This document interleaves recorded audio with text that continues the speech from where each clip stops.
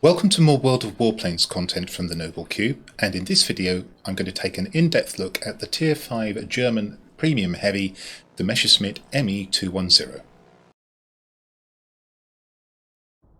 Hello there, and it's been quite a while, and perhaps I should explain for those of you who aren't aware why I haven't been producing video content or streaming during the past month.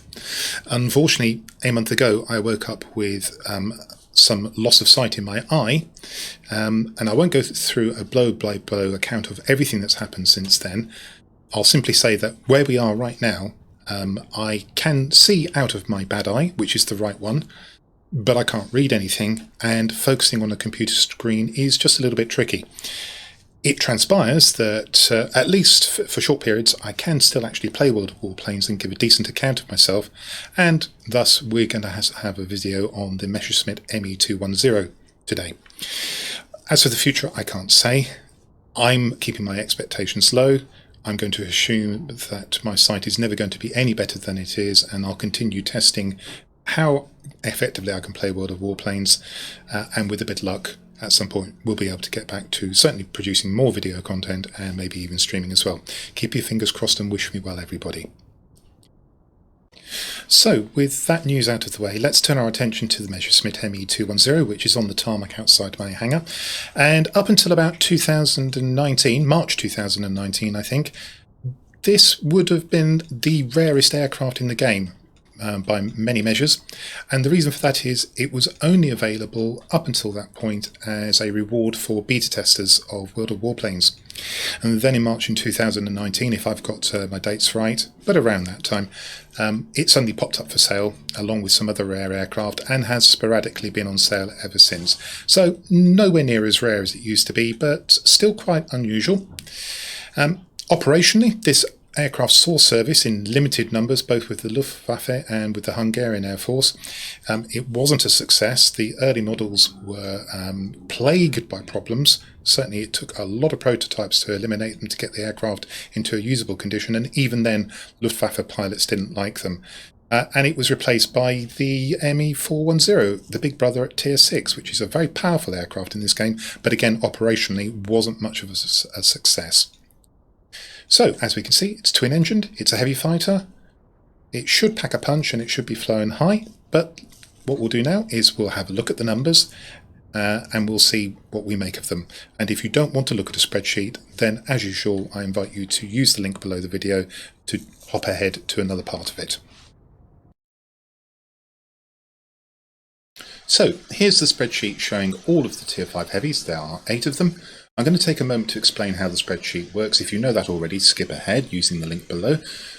And Messerschmitt 210 is in columns C and D, and then each of the other Tier 5 heavies occupies 2 columns of their own off to the right, as you can see here. Down the left, we can see the information that's available to you in the hangar UI. This has been supplemented with some extra information from a third-party website on the guns. For the purposes of the comparison, the configuration was stock in every case. Ordnance where available was mounted. Bear in mind, if you take it off, your aircraft's going to be a little bit faster, a little bit more manoeuvrable potentially. I generally play with ordnance, so I always put the ordnance on in these comparisons. Equipment was taken off, pilot was sent back to the barracks, and the modules were all top. As far as the colour coding is concerned, green indicates a best-in-class figure, light blue second best-in-class, light purple third best in class, and then if the aircraft name has a gold colour behind it, that indicates that it's a premium or a reward aircraft, as is the case with the Me 210. And then just for good measure down here, I reverse the logic using red colours for worst in class figures. Okay, so let's discuss the numbers themselves. So let's delve into the gun armament immediately, and there are 2 weapons groups on the Me 210. There's a pair of 20mm cannons, dealing 90 damage each, so 180 at a range of 2,362 feet. Reasonable good auto angle of 2 degrees. That happens to be the same for the big guns on all of these aircraft, with the possible exception of the Lightning. That's actually not available to me, that figure, but I bet it's 2. And the dispersion angle's not too bad either, 0.4, so that's how the bullets spread out from where they're being fired. In other words, it's a measure of accuracy. This is reasonable. In most cases, the overheat time is 8 seconds for all the big guns on these aircraft. There are a couple of exceptions. The Beaufighter has only 6 seconds, whereas the Skyrocket, which is woefully underarmed, only has 10 seconds by way of compensation. And the second weapons group is a pair of 7.92mm machine guns. Now, these are relatively short range, so you have to be pretty close to do damage for these, 1444 feet, and they're only doing 30 damage per second each, 60. So it's not a big uptick as you get closer to the aircraft.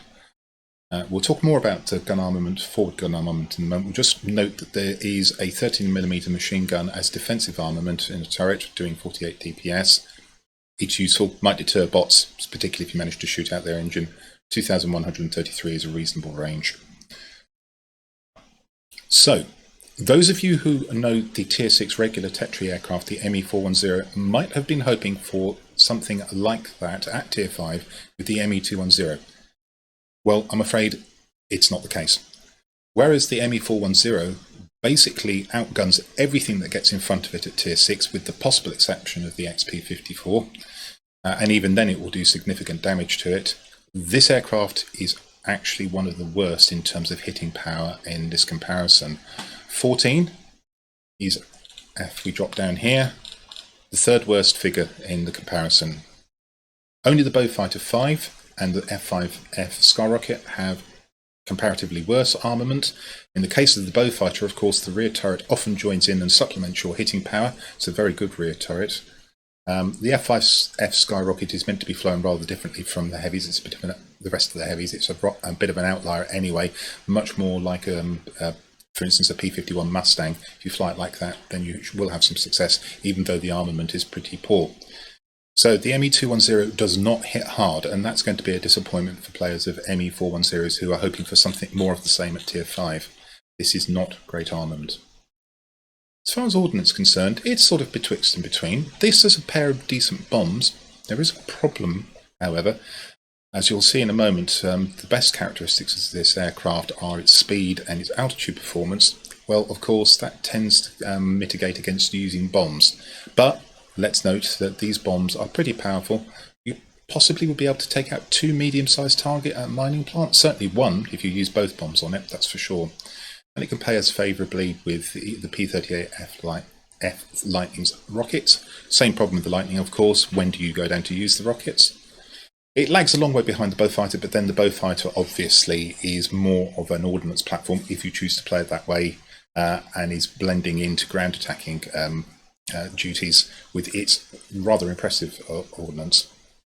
So don't overlook the ordnance, but bear in mind you might find difficulty in deploying it during a game, and I often go through games without using the bombs off the ME210, mainly because my playing style is to keep heavies high and fast by and large.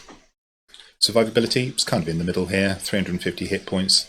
Not going to go far in a head-on with another heavy, that's for sure, but given your armament is not that great, going head-on against another heavy is going to be awkward for you, because this aircraft is, as we'll discover in a moment, not particularly manoeuvrable either.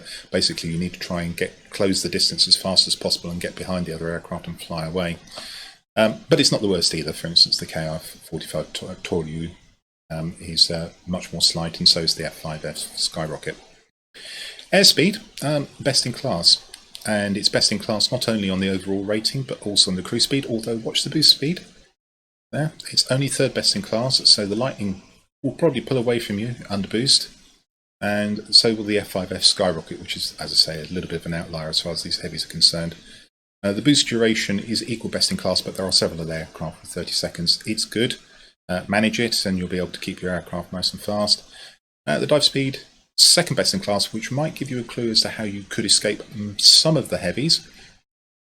Probably not the BF110E, certainly not the Lightning. But things like the Beaufighter, AC-100, maybe not the Skyrocket, that's only just slightly behind. You might be able to put your aircraft into a dive to get away from some of the slower heavies. Manoeuvrability, it's a bit of a brick. Certainly nowhere near as agile as the Toryuu, nowhere near as agile as the P-38F Lightning, and certainly not the F5F Skyrocket. It's kind of on a par with the other heavies, the German BF110E, but even the Beaufighters, even a fully laden Beaufighter with full ordnance will tend to outturn you. So the rule here is to try and keep the aircraft fast and moving straight as opposed to engage in dogfighting. Altitude performance, it's second best in class. It lags behind the P-38F Lightning, But the truth of the matter is, if you manage to get on the tail of one of these, you'll probably be able to stay with it at any altitude and be able to shoot it down. Conversely, if it gets on your tail, it will probably do the same to you. Much better than the BF-1110E, and considerably better than all of the rest of the aircraft. So, to me, this is beginning to look like this aircraft needs to be flown in a true high-energy style. You need to try and keep it fast, you need to try and keep it high, and you need to pick when you're going to use your ordnance, if you're going to use your ordnance, very carefully. The climb rate is decent, but it's not probably going to get you away from most of the... Well, it might get you away from the Beaufighters and the SE-100s, but it's not necessarily going to get you away from the other heavies in this comparison. So bear that in mind. You need to be careful about when you go down to use your ordnance. Just drop down to the worst in class figures. Well, there we go. I'm just confirming what I said a little bit earlier. I flashed it up previously. The armament is the third worst in class. Survivability, some of these figures are compressed, so it doesn't really matter whether they're red. Airspeed, boost duration, second worst in class. As I say, the boost durations are compressed, so you're not getting a particular advantage there. Manoeuvrability, confirming worst in class by overall rating, and some worst in class figures here as well. The minimum optimum speed and also the stall speed is the highest of any of these aircraft. And then the altitude performance. Well, it's actually a good characteristic, but again, the service ceilings of all of these aircraft are fairly compressed. So not only is it a fairly good service ceiling, but in this comparison, it's also third worst in class. So what we have here is a fairly anemic heavy, in my opinion, that needs to be kept fast and kept high generally. It has reasonably decent ordnance, but you will have to be careful about when you use it. So, having talked about the numbers of the aircraft, let's go ahead and see how I've set the ME210 up. The aircraft is specialised, which means I've got all of the equipment and consumable slots available to me, but if we just go and see what you'd be missing when you first buy the aircraft, pop it into stock configuration. And as you can see, of these slots, this one is locked here, so one of the engine slots, and then also one of the consumable slots on the engine is locked. So that's what you'll be missing when you first get the aircraft. We put it back into specialist configuration. Let's go and see what I've actually got this aircraft set up to do. Well, no surprises. Gun sight on the cockpit slot to improve the accuracy of the guns. And because I have both engine slots available, we've got an uprated engine here. You need to be careful about this. I've deliberately picked off a bonus characteristic here, which gives me 10% improvement on resistance to fire. That being one of the real follies of using an uprated engine. And then what I think is a more important piece of equipment, it's only at advanced state at the moment. I haven't got the materials to take this up to ultimate level, so there's a bit more to come. We've got the engine boost mixture injection system to improve the boost, and that does have a fairly significant effect, as we'll see in a moment. And then on the forward firing weapon, we've got the ultimate long gun barrels to improve the firing range of the offensive armament. Is there an argument for using the burst length? It's got 8 seconds on the cannons already, don't really think so. And of course the burst length on the machine guns is going to be very high, of the order of 25 seconds usually. Rate of fire, possibly an argument for that, I guess. Try and output more damage on what is already a fairly anemic aircraft. Actually, that wouldn't be a bad call. So from my point of view, if I were resetting this aircraft up today, which I'm not going to do, I might actually consider putting on gas-operated action here, just to try and pump out a bit more DPS. On an anemic aircraft, that's probably a good idea. It's a two-seater aircraft, so I've decided to carry a first aid dressing package in order to be able to heal both either my pilot or my gunner if they're shot out, inconvenient if they're not.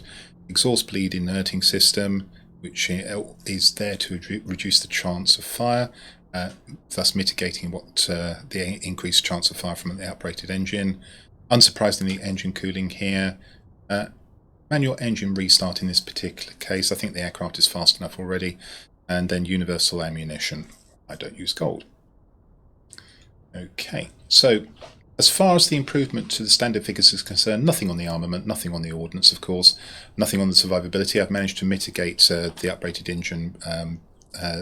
uprated engine's tendency to help the aircraft burn like a firework. Airspeed has gone up from a base of 55 to 58. The boost speed up to 370 from what was 354, and there's a bit more to come because I haven't got the boost injection system up to ultimate level yet, and certainly haven't calibrated it, and the cruise speed has gone up to 346 from 329, so a bit faster all round. Maximum dive speed is unaffected, of course. No effects on manoeuvrability. I haven't tried to make the aircraft more manoeuvrable. I don't see the point in doing something like that. Altitude performance is very slightly better, 54, and that's because the rate of climb, which is affected by your boost, has been improved quite healthily from 292 to 342. And again, there's a bit more to come when I get the injection boost system fully up to ultimate level and perhaps fully calibrated as well. So let's talk about pilot skills, and in most cases I treat my premium aircraft as crew trainers, certainly true of the ME-210. In this case I've got my BF-110E pilot and gunner in the plane. Now if you're desperately worried about the anemic output of the guns, there is something you can possibly do if you have the special female German pilot Charlotte von Stauben.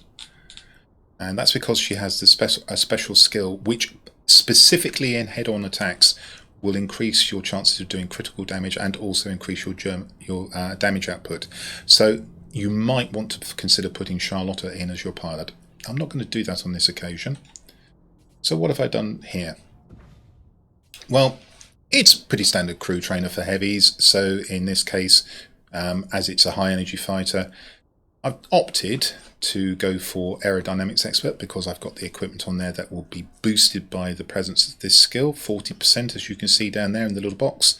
40% effects on speed, not necessarily manoeuvrability. I have no equipment set up for manoeuvrability on this aircraft, of course. And then I'm going to be concentrating on Engine Guru 1, Engine Guru 2, Marksman 1 and Marksman 2. After that, the aircraft is a little bit fragile. I might pick off resilience, but of course we're talking a long way into the future there. As for the gunner, well, this is more configured for the ME, the BF-110E, but pretty much the same sort of things would apply. In this case, I have gone for defensive fire, and then I've gone for precision gunner first, and then I'm going to try and increase the burst length and the range of fire. That's more for the 110E than it is for the ME-210, but that's the kind of things that I'll be able to do. It would be a bad choice to pick off quick reflexes for quicker aiming time as well. Okay, so that's the pilot skills done. I think we better go and see how this aircraft performs in battle. So the map for this battle is Asian border. It's the preventative measures variant. It's a squashed 5 spots to the die shape. My apologies, clearly a bug in the replay, not showing the symbols correctly, but what we have is a central command center with the usual 3 resources every 5 seconds and also causing bomber flights to attack enemy targets. And this is by far and away the most important sector on the map, both strategically and tactically, because tactically it provides easy access to the other sectors. It's flanked by a couple of forward airstrips. These are not repair bases, so they're the less favourable airstrips.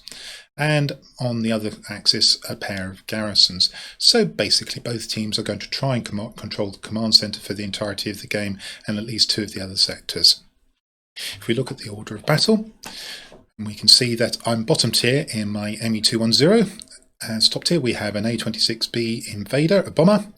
We have the big brother of the ME-210, the ME-410.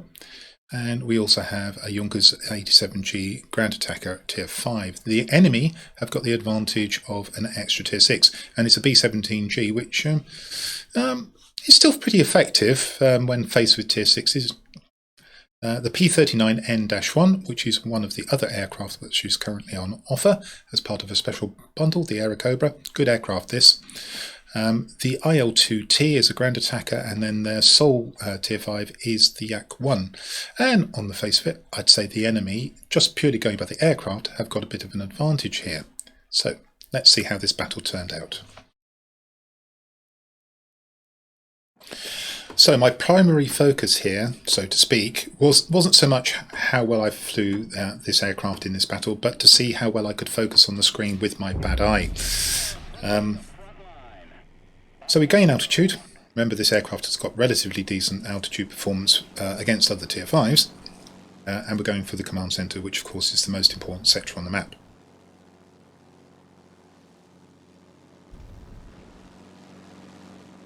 Now, Given that I was so preoccupied with determining how well I could aim with 1.5 eyes, I actually never thought about using the ordnance. There's probably a couple of occasions when I could have.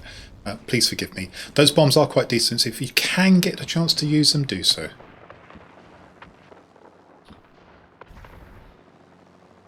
So the first thing that comes into view is the PE2. Put a few shots into that. Swing round behind it, keeping an eye on all the other threats. And the enemy seem to have a lot more aircraft here than we do. In fact, they've almost got this sector already, and now they have. Well, there's no point in staying here to be cannon fodder. I'm going to see if I can get down the PE2. Now, I've occasionally had comments on the videos that I don't seem to be aiming at the aircraft when I'm hitting them. I'm afraid that's an artifact of whatever Wargaming have done with the replays. In smoothing them out, and they have smoothed them out, they seem to have thrown off the reticle, and it looks as if you're not aiming at the aircraft you're hitting. All that said, we come up upon the B-17G, and I confess I was a little bit worried here, knowing that this aircraft, the ME-210, hasn't got the best firepower, and the B-17G is decently equipped with defensive turrets. I get right behind the tail, trying to get into a blind spot, lose my engine, put that back in, and then turn around to see if I can finish off the bomber. So remember, the range of the cannons is about 2,362 feet, 8-second burst unless you put on gas operated action, in which case it will be a little bit less. And we've got the bomber. We're 2 sectors to 1 down.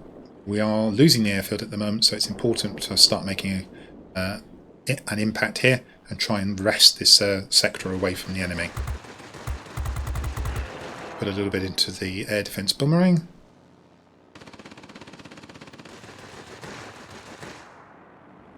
Completely missed the Focke-Wulf. A little bit of a hard target, long way away and blending into the ground. I might have missed that even with full eyesight, frankly.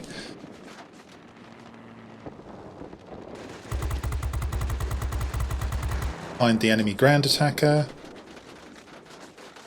That's going to be an important one to take out.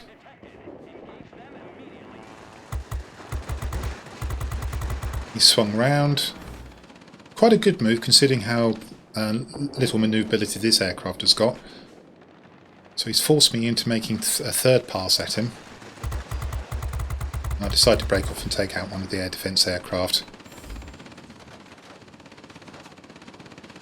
I've got an air defence aircraft on my tail, that's why my rear gunner is so busy. So I fly away, and whilst I'm flying away, I size up some targets in front of me.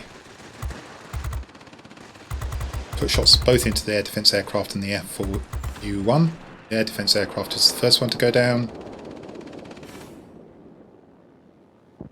We finally captured another garrison, so we've temporarily got equality. But it looks like we're going to lose our airfield, but then we take the centre. Finish off another air defence aircraft, and that turns out to be enough to take this airfield, which is just as well, because we've just lost the other one.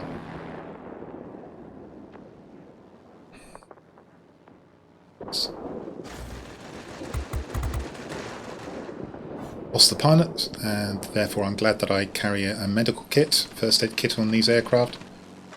Fly away from the pursuing aircraft.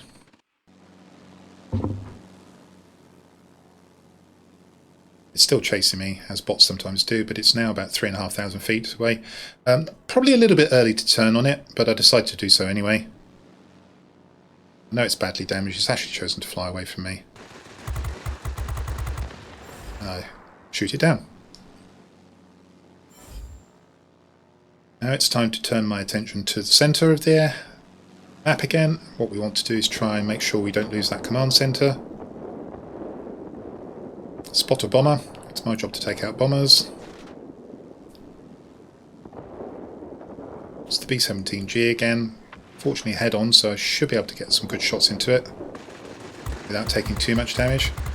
It looks like he was thinking about ramming me, but then didn't. I think I would have continued on the ram course there.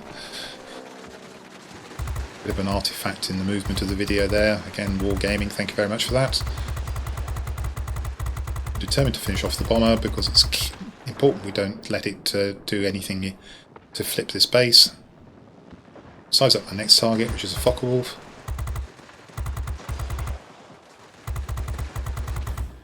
and then lose the aircraft because we're in a dogfight and we're too low to the P-39N-1 Air Cobra, the human plane on the enemy side.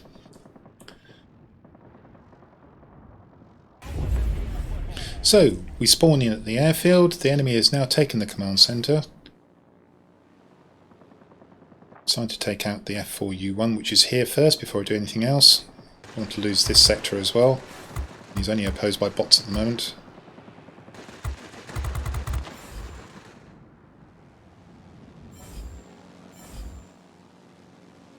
And we are 3 sectors to 2-1 up, but it's still important to contest that central command centre. Otherwise the bomber flights potentially will flip 1, maybe even 2 sectors to the enemy.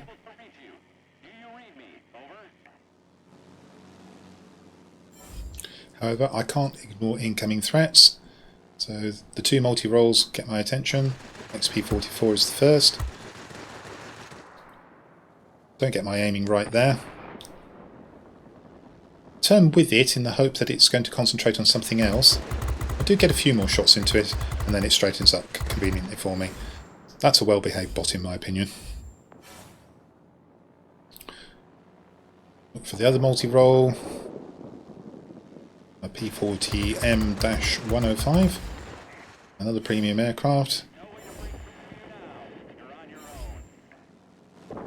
And since we've managed to get 4 sectors, I'm now not so bothered by taking the centre. Take a little bit of a chance going head on at the Focke-Wulf. Fortunately his shooting is not very good.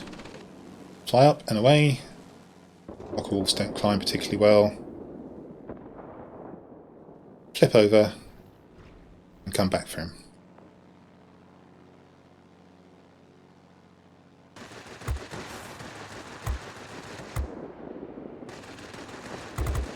Again, manages to get against the dark background and into some clouds, so tough shots, even for fully sighted people.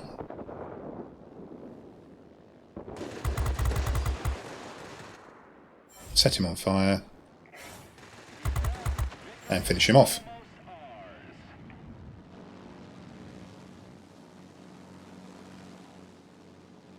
At this point I'm thinking, what do I need to do to get the 5 chevrons? Well, I need to get more attack aircraft and bombers, and there happens to be a bomber flight fairly close to me, so I could have gone for that. Decide I'll go for the multi-roll instead. So I'll friend the F4U1 again. Get a lot of damage into him from the front, and then finish him off from behind.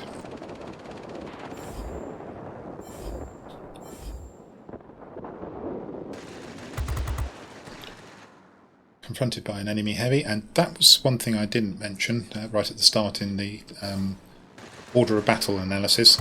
I'm not opposed by human heavy here. The human heavy in this game would have made it totally different.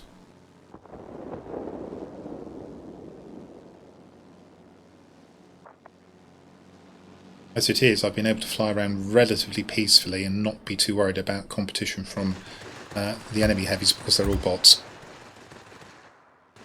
Talking of which, I want to try and hang on to this airfield.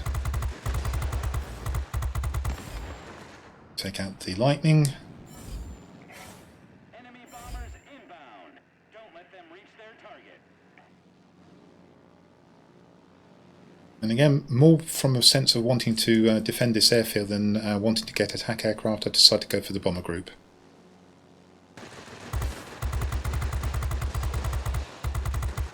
As you can see, I only took down about a quarter or maybe at most a third of the health of that bomber. Just illustrating the point that the firepower on this aircraft is not great.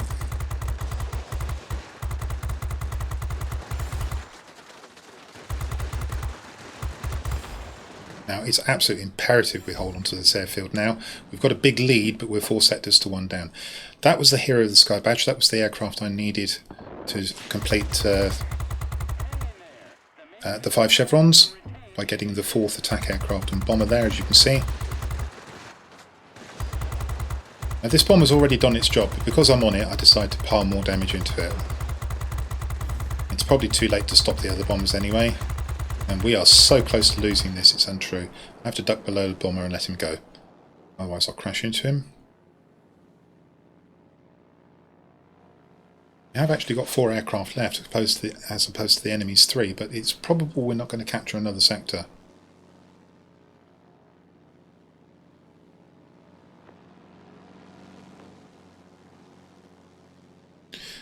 thinking about going for the garrison, then realised it's the multi-role coming in, and since we can't afford to lose this sector, I decided to go for it, and it turns out to be the P-39N1. It's not a multi-role, it's a specialised fighter. He's already fairly badly damaged. He made the right play. It was important that he tried to take that sector, but unfortunately all that did was he presented himself to me for a shooting down. There we go, 15,000 personal points and a few medals. Not a bad game. So, taking a look at the outcome of the battle, we can see from the centre it's a 5 chevron battle, or a grade 1 heavy fighter if you prefer. 85,227 credits gross. This is without a premium account on this occasion. If we look in the message box, we can see that there were 925 credits worth of expenses. That was for repairing the aircraft. I lost it once during the battle. The consumables were all prepaid and therefore free in this particular battle. Aircraft experience of 4,233 with some bonuses coming in from some missions, I guess. 211 free experience and 3 tokens. These were all for first medals of the day, and that was a Koshidub, Hero of the Sky and Winged Legend. On the personal score tab, we can see that 2 of the 3 class-specific missions were complete. Taking that bomber out of the bomber flight just allowed me to get the 5 chevrons there, just enough on this particular mission. 15,010 personal points, 1 sector captured, 17 aerial targets destroyed, 7,503 damage to aerial targets, 26 critical hits, lost the aircraft once in the centre, and 520 capture points. That was split 240 for defending and 280 for attacking. And we go to the team score tab and we can see that was enough for first place, both by personal points and by chevrons. This aircraft's big brother, the Me-410, which can be a deadly aircraft in the right hands, good contribution here. Pretty reasonable contributions from the other players as well. On the enemy side, the P-39N1, also a pretty deadly aircraft in the right hands, good score there. Pretty good contribution from the IL-2 as well. And some reasonable contributions from the other players as well for the last part. So a good battle to have won. So we've had a look at this aircraft's base characteristics, we've seen how I set it up with equipment and consumables, we've discussed pilot skills, and we've seen how it performs in battle. Let's have a quick look at the bundle that's available in the shop, and I'm just going to draw your attention to this available for you legend here. I've known in the past for this not to be available to every person who's using the shop. I don't know if that's true this occasion, but if you can't see this bundle and the other two which are similar, maybe you're unlucky on this occasion. Anyway, what do you get in this bundle? Well, you get 2,500 gold, you get the plane, you get 100% trained crew and a hangar slot. That's going to cost you £8.51 or €9.95 or $12.63 US. And in fact, everything in this bundle, apart from the gold, can be regarded as free, because if you go to buy 2,500 gold, it will set you back exactly that sum of money in your country. The other two bundles are the Tier 7 Russian premium fighter, the Kostikov 302, and the Tier 6 American premium fighter, the P-39N-1 Aerocobra. Of course, they're more expensive because they're higher tier aircraft, but in truth, those are aircraft I would prefer to have rather than this one. However, if you need a little bit of gold, if you like heavies, or if you still think that the Me-210 is relatively rare and it'd be nice to have a rare aircraft in your hangar, then maybe this is a bundle that you might consider. That concludes my look at the Messerschmitt Me-210, which you can pick up as a bonus item in a bundle for 2,500 gold currently. Truth to tell, I think this heavy is on the mediocre side of average, and as Tier 5 premium heavies go, I'd much rather have the SE100, which is versatile because for 100,000 credits you can assign that to any of the major nations and train crew. Another unique selling point of this aircraft is extreme rarity has faded as it's been on offer in the shop several times since 2019, and rather than being rare, I would say it's now just unusual. And it's not an aircraft I would rush out and acquire unless you're a collector. Well, I hope you found that useful, and that if you did, you'll come and see my future content. But until then, this is the Noble Q signing out.